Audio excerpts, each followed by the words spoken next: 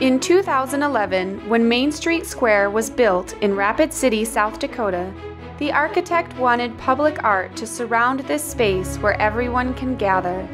As a result, he included 21 large granite rocks called the Sculpture Project, a blank canvas waiting to tell our community's story. Public art is any work of art created to interact with the community in a public space. It can be large or small, temporary or permanent, visual or performing.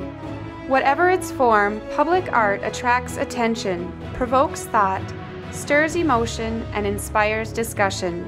It has the power to change the places where we live, work, and play into environments that invite people to connect. Because the Sculpture Project is for and about Rapid City's community, they needed an artist who would capture their unique culture and history. Masayuki Nagase, a stone sculptor who carves art by hand, was chosen.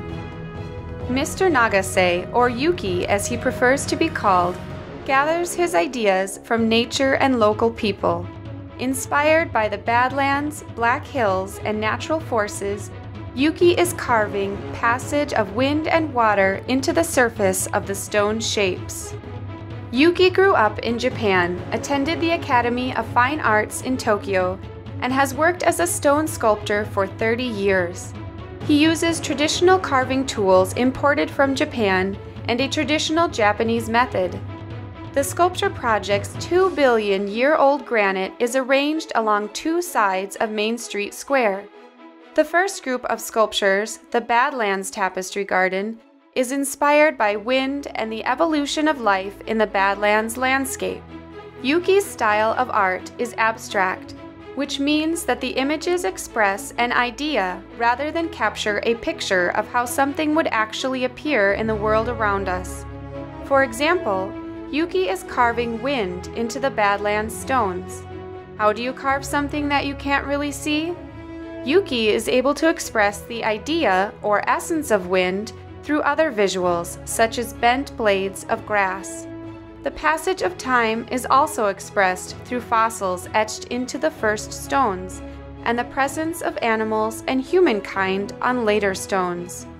Yuki sees the elements of water and wind as basic energy and forces of nature that sustain life and bring constant change. This theme of transformation encompasses the entire passage of wind and water. The Black Hills and Badlands sculptures intersect with two 35-foot-high spires. One spire has a hidden room and time capsule filled with letters written by local school children.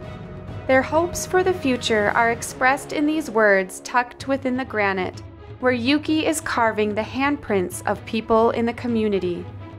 One of Yuki's goals for the Sculpture Project is to create a work of art that brings diverse groups of people together. It opens up a conversation of common ground and shared values among local residents and visitors. Memories of personal journeys through the region's landscapes are shared. We relate to each other's stories that tie us to the Black Hills and Badlands.